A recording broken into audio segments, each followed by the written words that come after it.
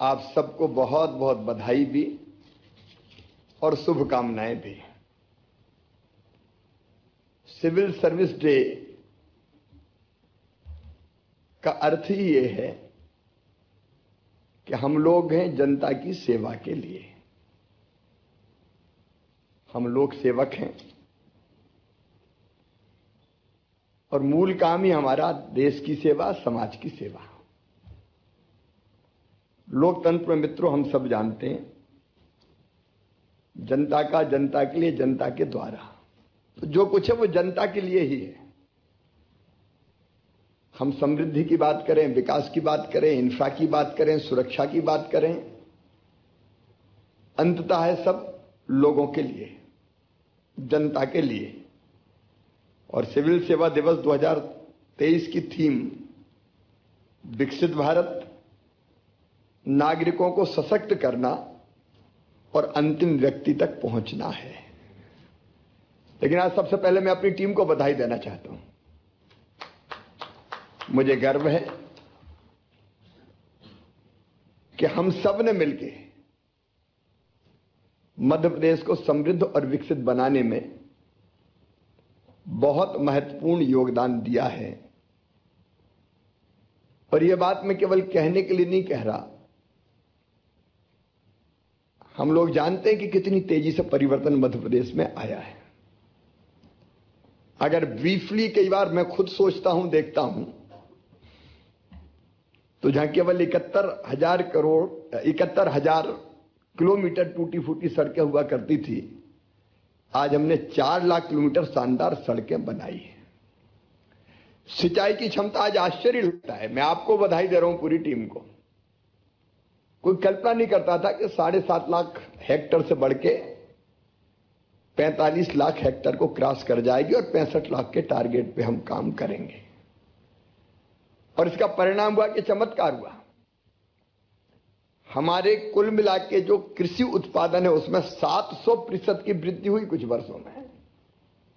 7 गुना ज्यादा बढ़ गया। हमने देश के अन्न के भंडार भरे, पर कैपिटा इनकम हो, जीएसडीपी में मध्य प्रदेश का योगदान हो, हमारे बजट का साइज हो। कोई आपको विस्तार से बताने की आवश्यकता नहीं है, लेकिन मुझे याद है 5-6 में मध्य प्रदेश का बजट हुआ करता था लगभग 25,000 करोड़ रुपया। वहां से 12-13 तक हम उसको खींच के ले गए 1 लाख करोड़ तक। और फिर हम 20-21 में हम पार कर पाए 2 लाख करोड़ के आंकड़े को। और आज मुझे कहते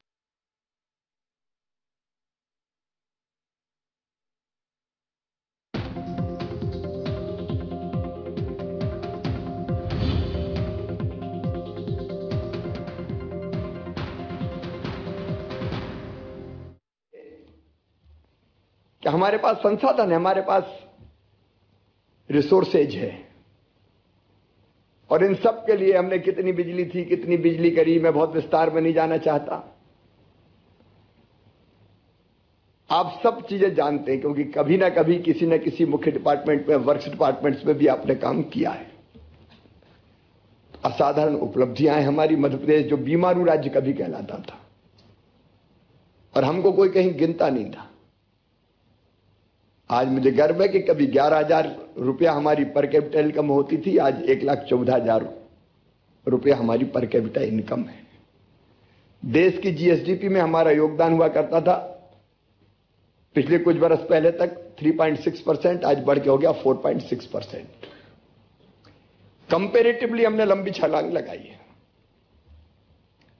और इसका श्रेय मैं अपनी टीम को देता हूं, आप सबको देता हूं। और मैं अगर कह रहा हूं तो केवल कहने के लिए नहीं कह रहा हूं। हम लोगों ने असाधारण परिश्रम किया है, दिए गए टास्क को पूरा किया है। लेकिन सबसे बड़ी उपलब्धि अगर हमारी कोई है, मैं मध्य प्रदेश में मानता हूं, तो जो मुख्य सचिव ने भी पॉइंट आउट की कि हमने जनता और प्रशासन के बीच की दूरी पूरी तरह से समाप्त कर दी। अब कुछ राज्यों में मैं सुनता हूं कि कलेक्टर से मिलना बड़ी बात होती है। हमारे यहां तो हर मंगलवार जनसुनवाई करते हैं, कलेक्टर हो, एसपी हो या ऊपर के अधिकारी हो। हम लोगों ने कार्यक्रम का क्रियान्वयन का स्वरूप ही ऐसा बना दिया कि बिना जनता के हम चलते ही नहीं। अब कुछ उदाहरण, पीएम जन सेवा अभियान चलाया और तय किया, संकल्प किया कि कोई भी, अब इसमें अंतिम व्यक्ति तक पहुंचने की बात लिखी हुई है थीम में, हमने तय किया कोई पात्र हितग्राही किसी भी योजना का, चाहे वो केंद्र सरकार की हो चाहे राज्य सरकार की हो, वंचित नहीं रहेगा। और इसके लिए हितग्राही को हमारे पास नहीं आना, हमको हितग्राही के पास जाना है। गांव गांव में शिविर लगे, वार्डों में, शहरों में शिविर लगे। और पई जी, हमने 83 लाख जो पात्र हितग्राही थे, 38 स्कीम्स थी केंद्र की और राज्य की मिला के, उनके जोड़ दिए बिना किसी परेशानी के। 83 लाख लोग जोड़ने का चमत्कार हमने 1.5 महीना में करके दिखा दिया है। हमारी फील्ड की टीम ने जबरदस्त मेहनत की। हमने विकास यात्राएं निकाली तो विकास यात्राएं जन यात्राएं बन गई। आमतौर पर सरकारी कार्यक्रम, यात्राएं रूखे सूखे नीरस, जिससे जनता को कुछ लेना देना नहीं होता। लेकिन मुझे यह कहते हुए प्रसन्नता है कि हमारे कार्यक्रम जनता के कार्यक्रम बन गए। और अभी लाडली बहना योजना का क्रियान्वयन हम देख रहे हैं, उसमें प्रशासन भी जुटा है, प्रशासन के साथ जनता भी जुटी है। और एक बात और विशेष, हमने कुछ रचनाएं ऐसी की है जो जनता को और हमको और जोड़ दे। जैसे जन अभियान परिषद, हमने एक प्रयोग किया सीएम जन सेवा मित्र का। हमारे इन प्रयोगों ने जनता के और करीब हमको लेके आया है। अब मध्य प्रदेश में आप सब जानते हैं, हमने कुछ प्रयोग किए। हमने पंचायतें लगाई, पंचायतें, क्योंकि अगर नागरिकों को सशक्त करना है तो निर्णय में भी तो उसको भागीदार बनाओ। तो निर्णय में भागीदार बनाने के लिए अलग अलग व्यवसाय के आधार पर वर्गों की पंचायत, और उन पंचायतों से उनकी अपेक्षाएं निकल के आई, उसके आधार पर हमने योजना बना दी। लाडली लक्ष्मी योजना तो पंचायत में ही बनी, तीर्थ दर्शन योजना पंचायत में बनी, 0% ब्याज पर कर्जा देना पंचायत में बना। एक नहीं, हमारी कई दर्जनों योजनाएं हैं जो हमने जनता के बीच डिस्कस की, लोगों ने सुझाव दिए और हमने बना दी। तो जनता की निर्णय में भागीदारी, यह मध्य प्रदेश के प्रशासन की विशेषता रही है और धीरे धीरे वो हमारे स्वभाव में आ गया। कई बार हर एक राज्य की अलग कार्य संस्कृति बनती है। किसी राज्य की कार्य संस्कृति बने कि कलेक्टर साहब तो लाट साहब है, बड़े आदमी हैं, वो निकल कैसे सकते हैं और मिल कैसे सकते हैं। हमने उसको पूरी तरह से बदल दिया। हमारे यहां जनता कलेक्टर के बीच की दूरी खत्म हो गई है। लाट साहब मतलब बड़े आदमी मिलेंगे कैसे, मिलने में ही डर लगता है। हमारे यहां बेहिचक लोग कलेक्टर से मिलते हैं, लोग एसपी से मिलते हैं। तो मध्य प्रदेश की एक अलग कार्य संस्कृति बनाने में हम लोग सफल हो पाए। उपलब्धियां हमारी अनेकों हैं और उसके लिए मैं आपको फिर हृदय से बधाइयां देता हूं, आपका अभिनंदन करता हूं। यहां के हमारे कर्मचारी अधिकारी हों या फील्ड में जो हमारे अधिकारी पोस्ट हुए हैं, एक के बाद एक निरंतर अभियान हमारे चलते हैं और आगे भी चलेंगे।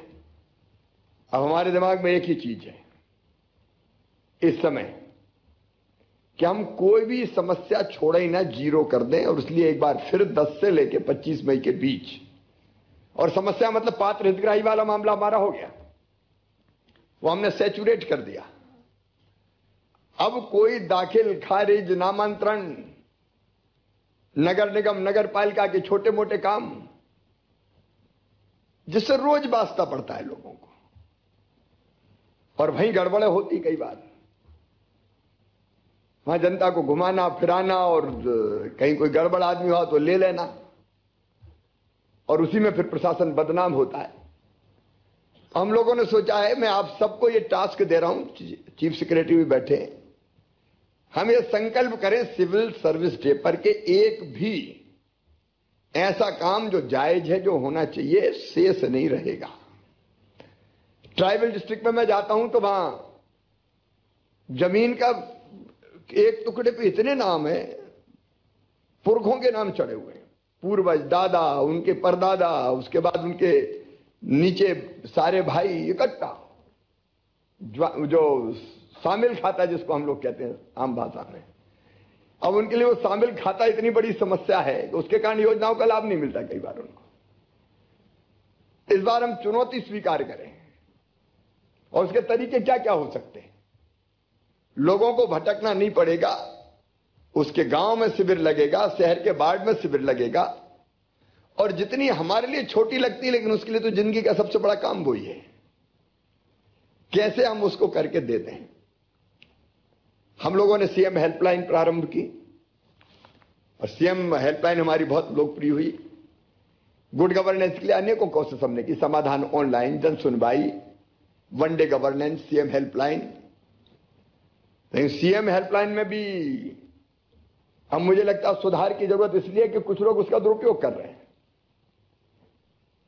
किसी को परेशान करना है तो शिकायत करवा दो उसकी, और उनमें चुने हुए जनप्रतिनिधि भी सरपंच की करवा दो, जांच हो जाए, फिर फंसेगा, और फिर उसको ब्लैकमेल कर लो।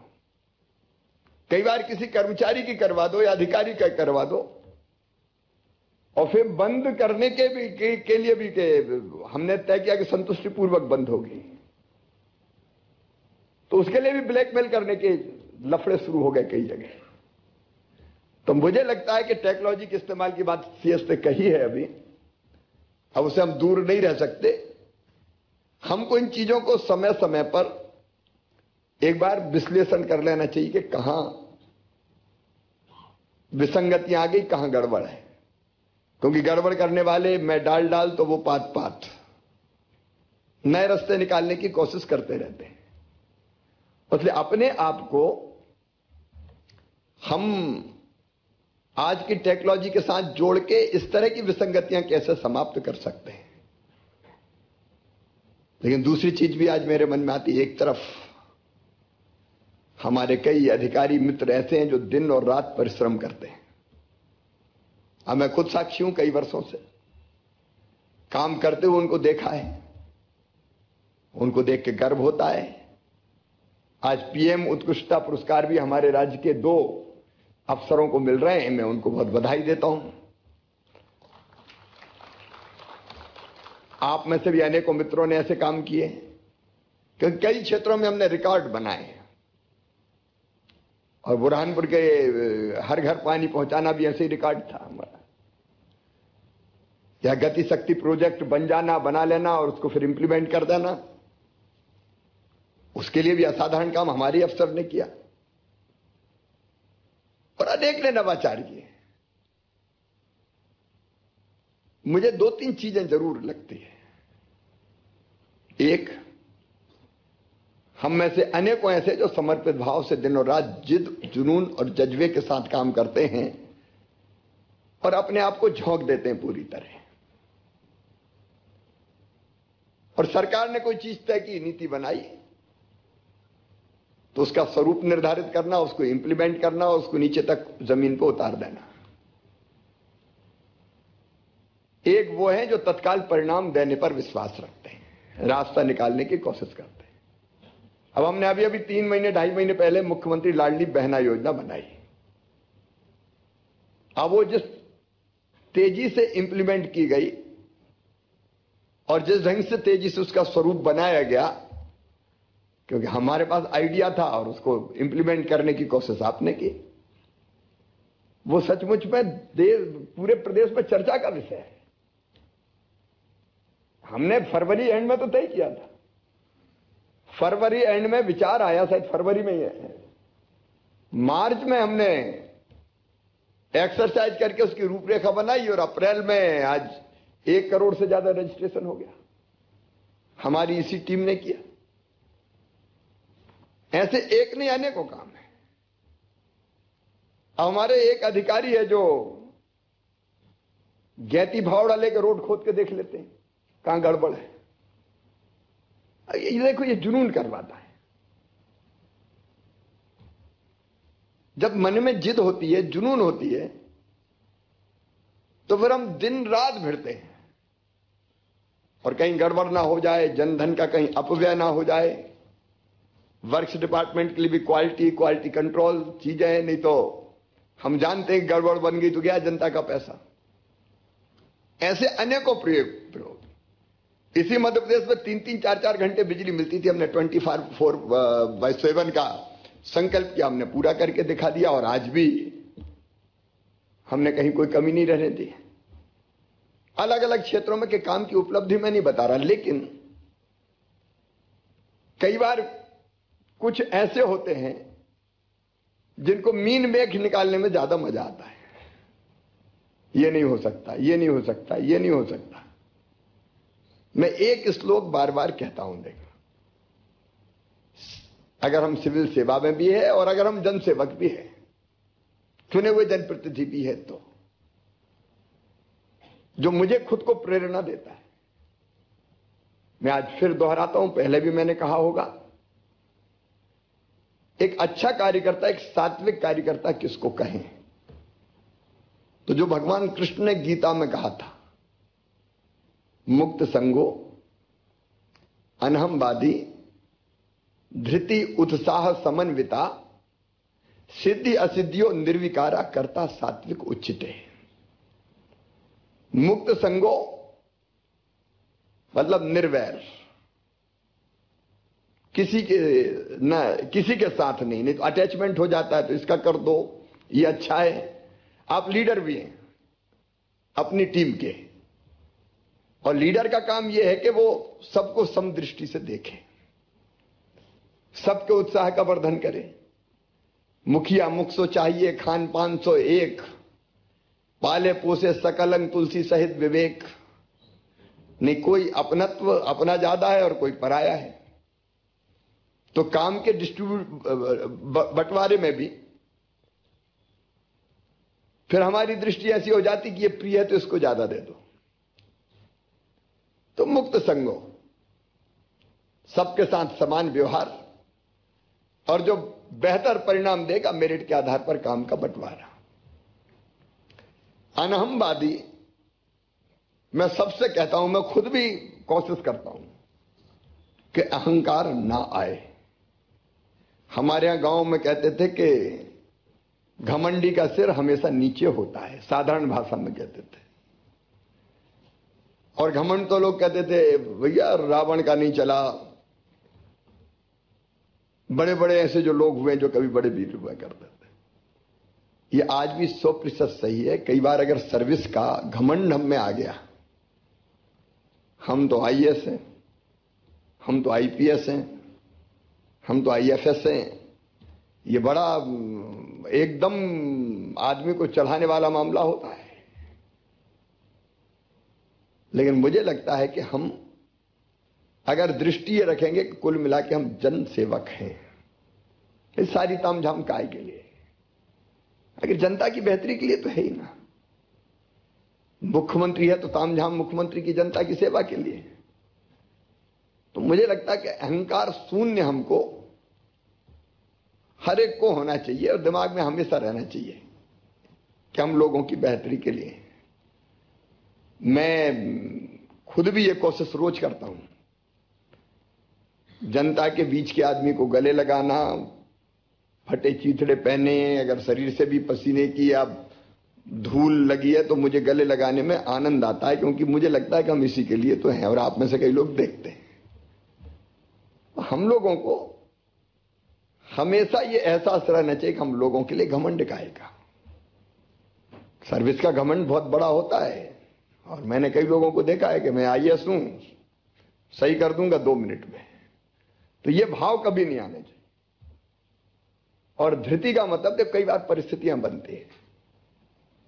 अभी पिछले दिनों एक परिस्थिति अपने यहां बनी थी बुरहानपुर जिले में, लेकिन वहां के प्रशासन ने इतने ढंग से संयम से काम लिया और एक बड़ी समस्या को बहुत आसानी से निपटा दिया। कई चुनौतियां आएगी, अब आपको तो कई परिस्थितियों का मुकाबला करना होता है। अब उन परिस्थितियों में अगर हम धैर्य खो दें, कई बार हम काम अच्छा करते हैं, लेकिन आजकल देखने के कई नजरिए हैं, राजनीतिक दृष्टि भी देखने की होती है, कितने ही अच्छा करो अच्छा कहने ही नहीं, मीडिया की दृष्टि भी देखने की होती है, कई बार एजेंसियां ऐसी होती है कि अच्छे खासे ईमानदार अधिकारी पे अगर कहीं जरा सा भी ब्लेम लग गया तो उसको तो लगा कि मेरी तो जिंदगी बेकार हो गई। अब ऐसी परिस्थितियां भुगती है हमने, तो उसमें कई बार मन में तकलीफ होती है अच्छा करने के बाद भी। उस समय या कोई सामने चुनौती भी हो, कई बार लॉ एंड ऑर्डर की चुनौती है, विकास की चुनौती है, किसी ऐसे इलाके में काम करना है, रोज हम लोग जूझते हैं। तो उसमें धैर्यपूर्वक रास्ता निकालना, क्योंकि आप अपनी टीम के लीडर हो, तो धैर्य कभी नहीं खोना। कई बार सफलता नहीं मिलती, नहीं मिली, आगे देखेंगे। और एक बात जो मुझे हमेशा लगती है, आप भी महसूस करते होंगे, उत्साह कभी कम नहीं होना चाहिए। कई बार जो नए हमारे अफसर आते हैं वो बहुत उत्साही रहते हैं, दिन रात जी जान से काम करेंगे, और थोड़े दिनों के बाद, कुछ सालों के बाद फिर एक ढर्रा शुरू हो जाता है, अरे यार तो चलता ही रहता है दिन। तो मुझे लगता है कि हमारा अगर उत्साह कम हुआ तो हम परिणाम ही नहीं दे पाएंगे, और नुकसान देश का होगा, प्रदेश का होगा, जनता का होगा। और इसलिए हम कोशिश करते हैं, मैं भी कोशिश करता हूं कि दिन रात कैसे काम करें। हम काम करेंगे तो दूसरे को प्रेरणा देंगे। उत्साह अगर नहीं है तो कुछ बचे ही नहीं। ये दो तरह के लोग होते हैं, मैंने देखा। एक ऐसे होते हैं कि जिनके पास कोई जिंदा आदमी भी पहुंच जाए तो उसको मुर्दा कर दे, अरे कहां चक्कर में पड़े हो, तो इतने साल से देख रहे हैं, ये इंडिया तो सुधर ही नहीं सकता, अकेले तुम क्या कर लोगे। तो वो जो उत्साह से काम कर रहा है उसको भी मुर्दा कर दें वो। और कुछ ऐसे होते हैं जो मुर्दे में प्राण फूंक देते हैं, जिनसे बात करके लगता है कि असंभव शब्द मेरे शब्दकोश में है ही नहीं, दुनिया में कोई काम ऐसा नहीं जो मैं नहीं कर सकता। और हम लोगों ने कई चीजें करके दिखाई है। जितने बड़े परिवर्तन किए हमने तो किए। आज प्रदेश के यहां लाके खड़ा किया तो हमने तो खड़ा किया है। तो मुझे लगता है कि हमेशा उत्साह से भरे रहना चाहिए। करूंगा, क्योंकि वो स्वामी विवेकानंद के वो शब्द मुझे हमेशा याद आते हैं कि तुम केवल साधारण हाड़ मांस के पुतले नहीं हो, ईश्वर के अंश हो, अमृत के पुत्र हो, अमर आनंद के भागी हो, अनंत शक्तियों के भंडार हो। दुनिया में कोई काम ऐसा नहीं जो तुम ना कर सको। देखो ये विचार ही तो हमको उत्साहित करता है। हम निराश हो गए कि यार कहां चक्कर में पड़े हो, जितना हो जाएगा हो जाएगा, 10 से 5 ड्यूटी बजाओ और घर जाओ, तो हम वैसे ही हो जाएंगे। और आग अगर अंदर जलती रहेगी हमारे उत्साह की, तो बड़े से बड़ा काम करके धर के दे देते हैं हमारे लोग, कौन सी बड़ी बात है। तो ये उत्साह से भरे रहें। और एक अंतिम बात जो कही, सिद्धि असिद्धियों निर्विकारा। कई बार सब चीजें अपने हाथ में थोड़ी रहती जी। आप कोशिश कर रहे हैं, मैं कोशिश करूं, कई बार किया, नहीं हुआ, नहीं हुआ तो नहीं हुआ। सारी परिस्थिति कोई मेरे हाथ में थोड़ी है। सफलता मिली तो ठीक है, नहीं मिली तो ठीक है। आप लोगों ने बचपन में हम लोग पढ़ते थे, ट्राई अगेन। सफल नहीं हुए तो फिर कोशिश करो, नए सिरे से, कहीं ना कहीं कोई कमी रह गई होगी। तो मुझे लगता है कि ये चीजें अगर हमारे दिमाग में रहे, देखिए इंसान जैसा सोचता और करता वैसा बन जाता है। ये बिल्कुल साइंटिफिक कह रहा हूं मैं, आप लोग भी समझते हैं। जैसा सोचेंगे और करेंगे वैसा बनेंगे, वैसी आपके बारे में धारणा भी बनेगी और आपकी जिंदगी भी वैसे ही बन जाएगी। तो हम कैसे बेहतर से बेहतर करें, क्योंकि हम केवल हमारे लिए नहीं कर रहे, और कोई करेगा हमारे अलावा तो वो केवल खुद प्रभावित होगा, लेकिन हमारे करने और नहीं करने से देश प्रभावित होगा, जनता प्रभावित होगी। और इसलिए नहीं करना पाप है। और इसलिए मुझे लगता है कि एक और श्लोक जो मुझे बहुत अच्छा लगता है, समा शत्रौ च मित्रे च तथा मान अपमान्यो शीतोष्ण सुख दुखेषु समा संग विवर्जिता तुल्य निंदा स्तुर मौनी संतुष्टो एन के निचिता अनकेता स्थिरमतिर भक्तिमान में प्रियो नरा। शत्रु में मित्र में समान, मान में अपमान में समान, सुख और दुख में समान, हानि और लाभ में समान। काम बहुत कठिन है, कहना आसान है, लेकिन सचमुच में अगर कोई ऐसा कर पाए तो वही सच्चा निष्काम कर्मयोगी है। और आपको कर्मयोगी स्वयं प्रधानमंत्री श्रीमान नरेंद्र मोदी जी ने कहा है। मूल बात यह कि हम साधारण लोग नहीं हैं। ये मैं दंभ के लिए नहीं कह रहा, अहंकार के लिए नहीं कह रहा। हम साधारण नहीं, हम असाधारण हैं, क्योंकि हम ही तो करेंगे, हम ही तो बनाएंगे। सरकार नीति बनाएंगे, इंप्लीमेंट तो हम करेंगे। हम ढंग से करेंगे, परिणाम बेहतर आएंगे। हम नहीं करेंगे, परिणाम बेहतर नहीं आएंगे। उसमें सवाल नीति को इंप्लीमेंट करने की नीयत का है, और वो हम पे निर्भर करता है। दूसरा, जब मैं खुद सोचता हूं मेरे अपने बारे में, तो कुछ चीजें मेरे दिमाग में रहती हैं। मैं एक चीज हमेशा सोचता हूं कि जिंदगी आखिर कितने वर्षों की है। हम में से हर एक सोचे हम कितने साल जिएंगे। मैं कोई निराशा के लिए नहीं कर रहा। ये तो महाभारत का प्रसंग आपको पता होगा, युधिष्ठिर और यक्ष का।